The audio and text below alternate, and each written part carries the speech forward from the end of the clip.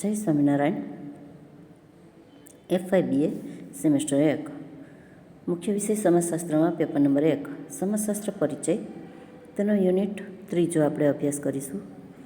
તેમાં સામાજિક જૂથનો અર્થ આપણે જોઈએ આગળના વિડીયોમાં. આજે આપણે સામાજિક જૂથના પ્રકારો વિશે અભ્યાસ કરીશું.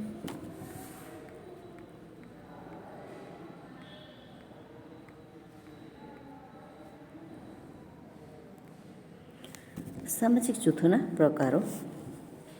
જુદા જુદા સમાજશાસ્ત્રીઓએ સામાજિક જૂથોનું વર્ગીકરણ કરીને તેના પ્રકાર દર્શાવ્યા છે. સામાજિક જૂથોનું વર્ગીકરણ કરવામાં જુદા જુદા સમાજશાસ્ત્રીઓએ જુદી જુદી કસોટીઓનો ઉપયોગ કર્યો છે. આ રીતે સામાજિક જૂથના મુખ્ય પ્રકારો નીચે મુજબ છે. એમાં 2 પ્રકારો છે. એમાં પહેલો પ્રકાર છે પ્રાથમિક જૂથ અને બીજો પ્રકાર છે દૂરવર્તી જૂથ. પ્રાથમિક જૂથને માટે નિકટવર્તી જૂથ શબ્દ પણ પ્રચલિત છે. પ્રાથમિક જૂથોનો ખ્યાલ સૌપ્રથમ ચાર્લ્સ હોર્ટન કુલે નામના સમાજશાસ્ત્રીએ રજૂ કરેલો છે. વ્યક્તિ વચ્ચેના સામાજિક સંબંધોના સ્વરૂપના આધારે કુલેએ માનવ સમાજમાં જોવા મળતા જૂથોને નીચે મુજબ 2 વિસ્તૃત ભાગમાં વહેંચ્યા છે. એમાં પહેલો ભાગ છે પ્રાથમિક જૂથ અને બીજો ભાગ છે દૂરવર્તી જૂથ. નિકટના વ્યક્તિક ગાંઠ અને મોઢાના સંબંધોવાળા જૂથને કુલેએ પ્રાથમિક જૂથો તરીકે ઓળખાવ્યા છે.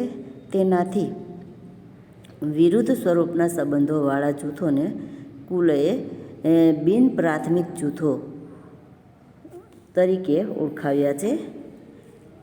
હવે એમાં પહેલું છે પ્રાથમિક જૂથ, એના વિશે જોઈએ. પ્રાથમિક જૂથની સમજૂતી આપતા કુલે નોંધે છે તે મુજબ નિકટવર્તી મોઢાનો સંબંધ અને સહકારનું લક્ષણ ધરાવતા જૂથો પ્રાથમિક જૂથો છે. આવા જૂથો અનેક અર્થમાં પ્રાથમિક એટલે કે પાયાના છે.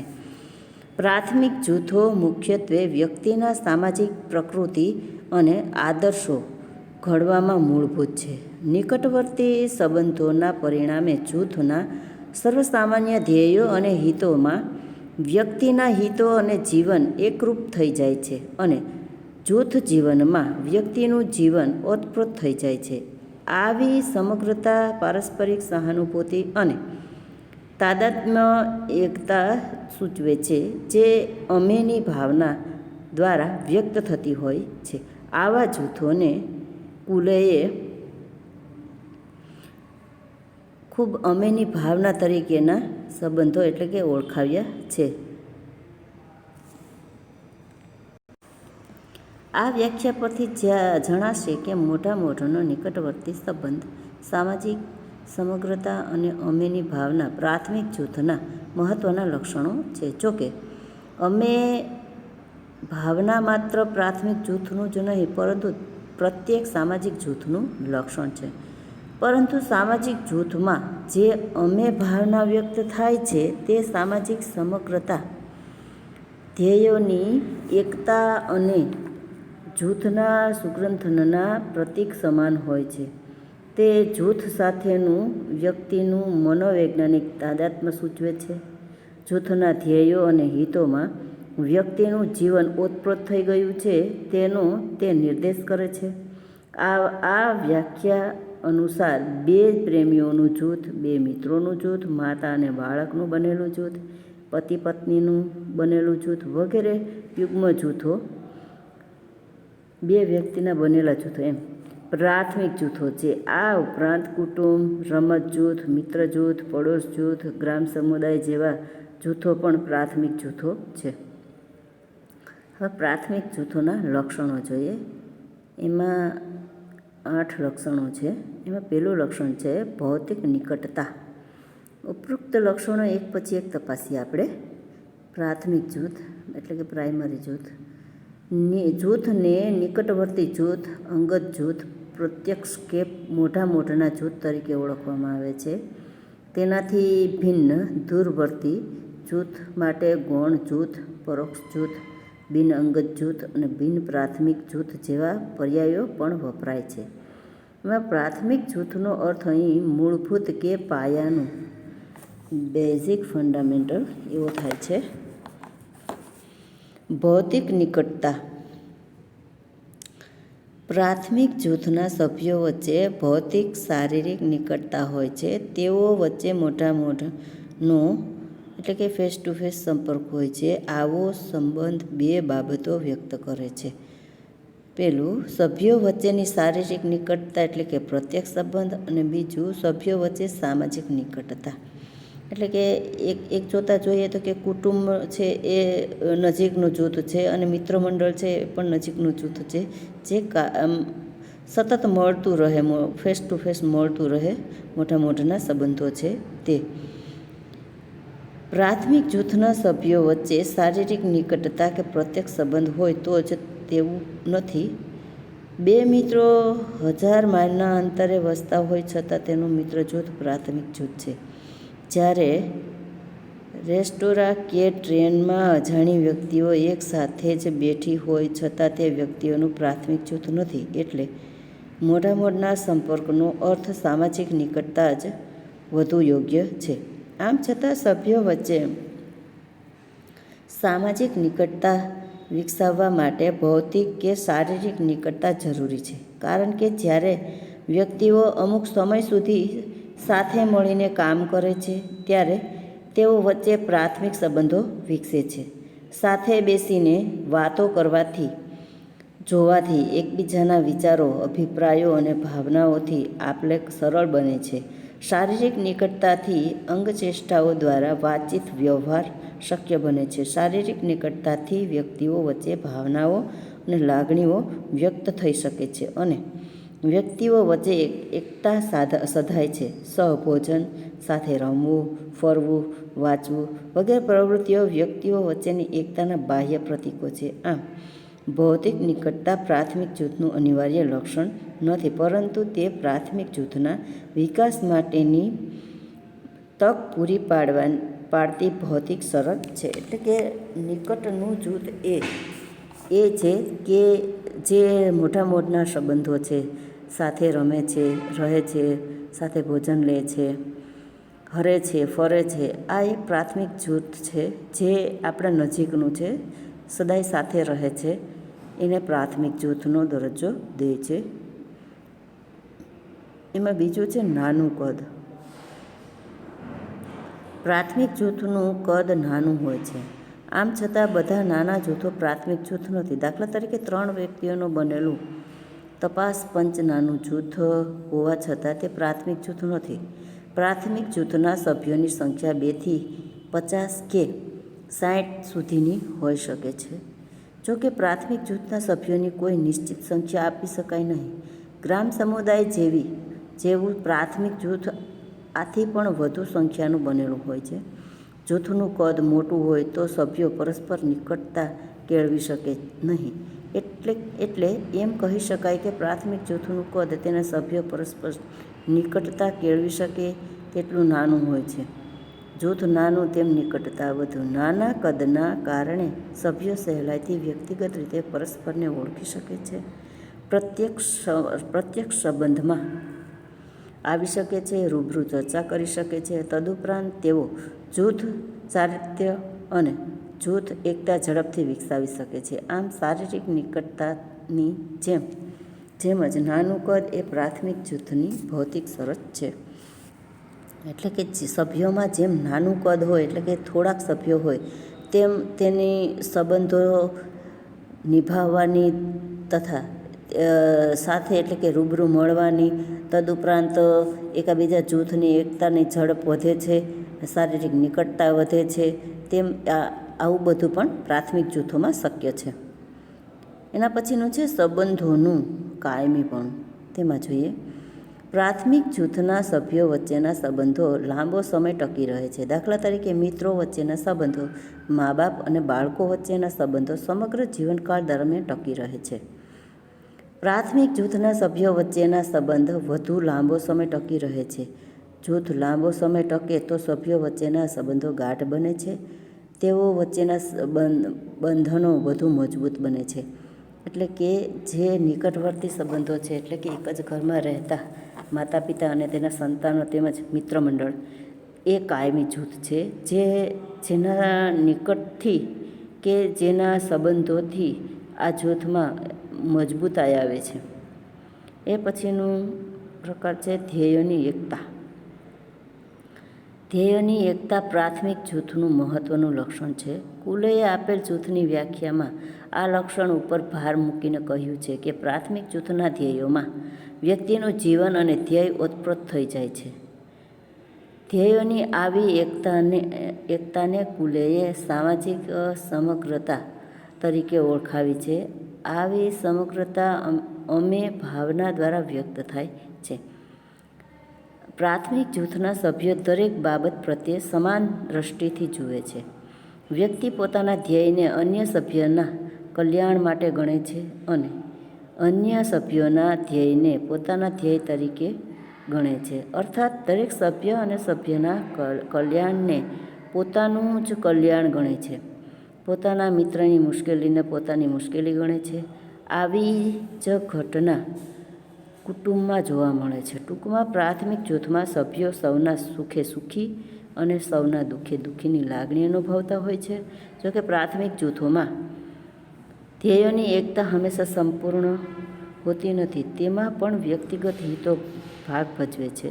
જેમ કે પતિ પત્ની છૂટાછેડા લે છે, મિત્રો ઝઘડે છે. આવા બનાવો કેટલાક વખત પ્રાથમિક જૂથના ધ્યેયોની એકતાનું ખંડન બતાવે છે. એટલે કે પ્રાથમિક જૂથોનું ધ્યેય એટલે એકતા છે. પણ એવું પણ બને છે કે કુટુંબમાં લોકો રહે છે તો સૌના સુખે સુખી અને સૌના દુઃખે દુઃખી એવું પણ બને છે. પણ અમુક હદ સુધી એવા પણ સંબંધો આવે છે કે પતિ પત્નીને છૂટાછેડા લઈ અને અલગ પણ થઈ જવું પડે છે. એવું પણ બને છે. એટલે કે સંબંધોમાં ખંડન પણ આવે છે કે બે મિત્રો છે તે પણ કોઈ કારણોસર ઝઘડી અને જુદા પડી જાય છે. એના પછી છે સંબંધો પર સાધ્ય. પ્રાથમિક જૂથના સભ્યો વચ્ચેના સંબંધો પોતે જ સાધ્ય તરીકે જોવા મળે છે. મિત્ર તેના મિત્ર સાથેના સંબંધને, પતિ તેની પત્ની સાથેના સંબંધને, પાડોશી તેના પડોશી સાથેના સંબંધને એક મૂલ્ય તરીકે અથવા ધ્યેય તરીકે સ્વીકારે છે. એટલે કે તેઓ સંબંધો ટકાવી રાખવા માટે અને આ સંબંધો તૂટી ન પડે તે માટે કાળજી લેતા હોય છે, પ્રયત્નશીલ હોય છે. સંઘર્ષની કે મન દુઃખની પરિસ્થિતિમાં પણ મિત્રો, કુટુંબના સભ્યો પરસ્પરના સંબંધો જાળવી રાખવા પ્રયત્ન કરે છે. સંબંધો તૂટી જાય તો વ્યક્તિ દુઃખ અનુભવે છે. આમ સંબંધો જાળવી રાખવા એ પ્રાથમિક જૂથમાં ધ્યેય તરીકે જોવા મળે છે. એના પછી છે અંગત સંબંધો. પ્રાથમિક જૂથના સભ્યો વચ્ચેના સંબંધો વ્યક્તિગત, અંગત, નિકટના હોય છે. તેઓ વચ્ચે સામાજિક અંતર હોતું નથી. તેઓ એકબીજાથી જુદો દરજ્જો ધરાવતી વ્યક્તિઓ તરીકે મળતા નથી, પણ વ્યક્તિ તરીકે મળે છે. તેમાં તું, તારું જેવા પરસ્પર માટે શબ્દ પ્રયોગો કે સંબોધનો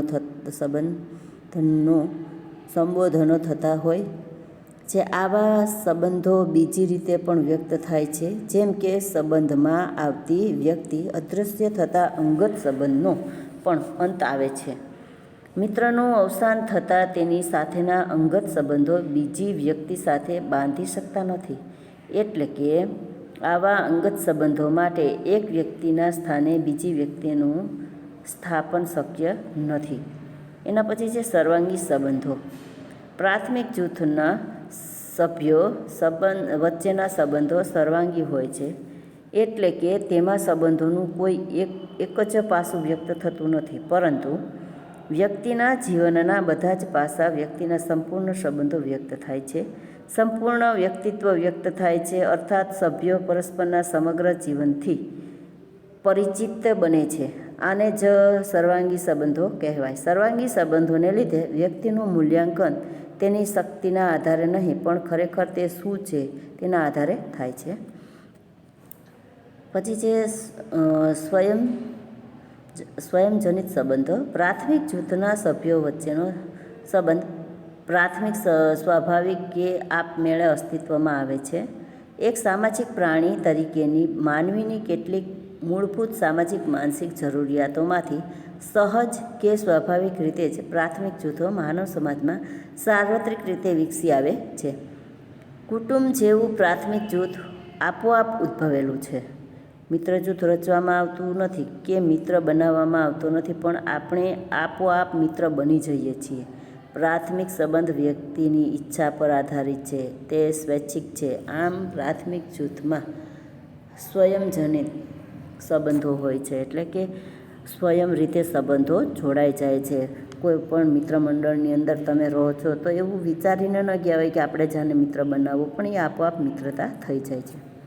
હવે આવે છે પ્રાથમિક જૂથનું મહત્ત્વ. તેમાં જોઈએ, માનવ સમાજમાં પ્રાથમિક જૂથો સાર્વત્રિક છે. માનવ સમાજમાં તેનું કેન્દ્રવર્તી સ્થાન રહેલું છે. આપણી મોટાભાગની પ્રવૃત્તિઓ પ્રાથમિક જૂથોમાં થતી હોય છે.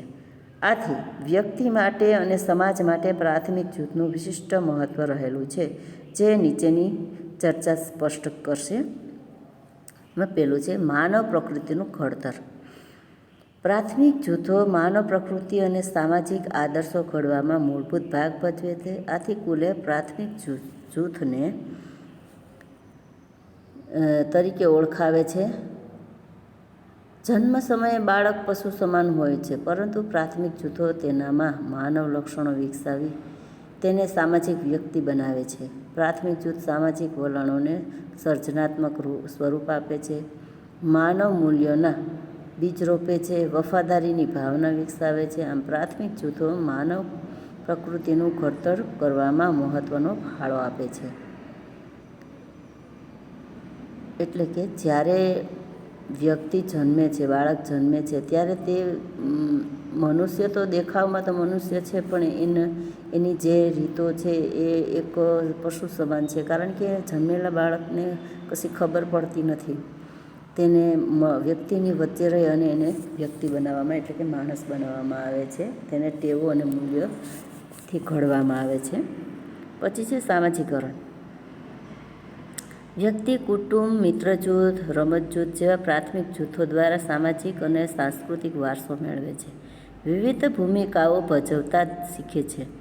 સામાજિક ધોરણો, મૂલ્યો કે સંસ્કૃતિનું વ્યક્તિમાં સિંચન કરવામાં પ્રાથમિક જૂથો મહત્ત્વનો ભાગ ભજવે છે.